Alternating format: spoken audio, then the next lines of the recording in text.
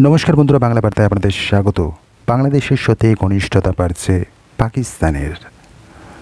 এই মোহাম্মদ ইউনূসের আমলে আমরা যদি ঘুরে দেখি, শেখ হাসিনার আমলে আমরা দেখেছি ভারতের সাথে একটা সুসম্পর্ক ছিল বাংলাদেশের, এবং যখন সেই সরকারের পালাবদল ঘটল, এই বর্তমান সরকার এলো, অন্তর্বর্তী সরকার গঠন হলো, তারপরেই দেখেছি মোহাম্মদ ইউনূসের নেতৃত্বে কিভাবে তাদের যে পাকিস্তান প্রীতি বেড়েই চলেছে এবং সেটা আস্তে আস্তে প্রকাশ্যে আসছে।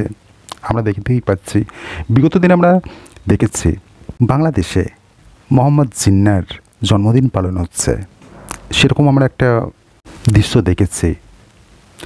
এবং এমনকি শেখ মুজিবুর রহমানকে, মানে তার পরিবর্তে মোহাম্মদ জিন্নাকে জাতির জনক হিসাবে ঘোষণা করা হোক, এমন একটা দাবিও ওঠে।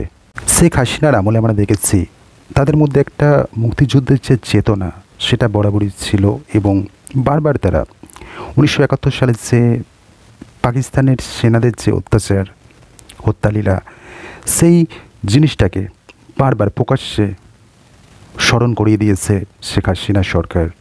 মুক্তিযোদ্ধার সময় ভারত যে বাংলাদেশকে সহযোগিতা করেছে, তার জন্যেও শেখ হাসিনা সরকার বারবার ভারতের প্রতি একটা কৃতজ্ঞতা জানিয়েছে।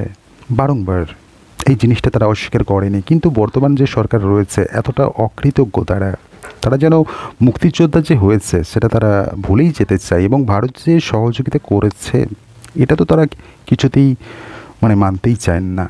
এবং এর মধ্যেও তারা ভারতের যে সহযোগিতা করা, তার মধ্যেও একটা প্রশ্নচিহ্ন তারা তুলে দিচ্ছে, যে তারা এখন বলতে চাইছে এই যে মুক্তিযোদ্ধাই ভারতের সহযোগিতা, তার মধ্যে ভারতের সর্বোপরি একটা স্বার্থ ছিল, তারা স্বার্থসিদ্ধি করার জন্যই বাংলাদেশকে সহযোগিতা করেছিল।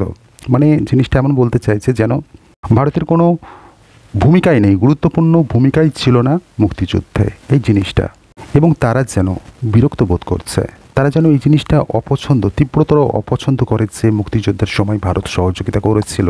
তবে এই যে বাংলাদেশের বর্তমান সরকার, মোহাম্মদ ইউনূসের সরকার, তার যে পাকিস্তান প্রীতি চরমে রয়েছে এবং ঘনিষ্ঠতা যে পাকিস্তানের সাথে আগামীতে বাড়তে চলেছে, এবং অবশ্যই পাকিস্তানের পথে যদি বাংলাদেশ হাঁটে, নিশ্চয়ই সেখানে ভারত থাকবে না বরাবরই, যেহেতু পাকিস্তানের সঙ্গে ভারতের সম্পর্ক খারাপ। তো সাম্প্রতিককালে যে জিনিসটা সামনে এলো, এই যে পাকিস্তানের সাথে বাংলাদেশের একটা ঘনিষ্ঠতা, বাংলাদেশের সরকারের একটা পাকিস্তান প্রীতি, সেটার বড় উদাহরণ হলো চট্টগ্রাম থেকে এবার করাচিতে জাহাজ চলাচল করবে, পণ্যবাহী জাহাজ চলাচল করবে, অর্থাৎ একটা ব্যবসায়িক যোগাযোগ এই জাহাজের মাধ্যমে হতে চলেছে। এবং স্বাভাবিকভাবেই এই জিনিসটা তো বোঝাই যায় পাকিস্তানের সাথে বাংলাদেশের একটা ঘনিষ্ঠতা বাড়তে চলেছে।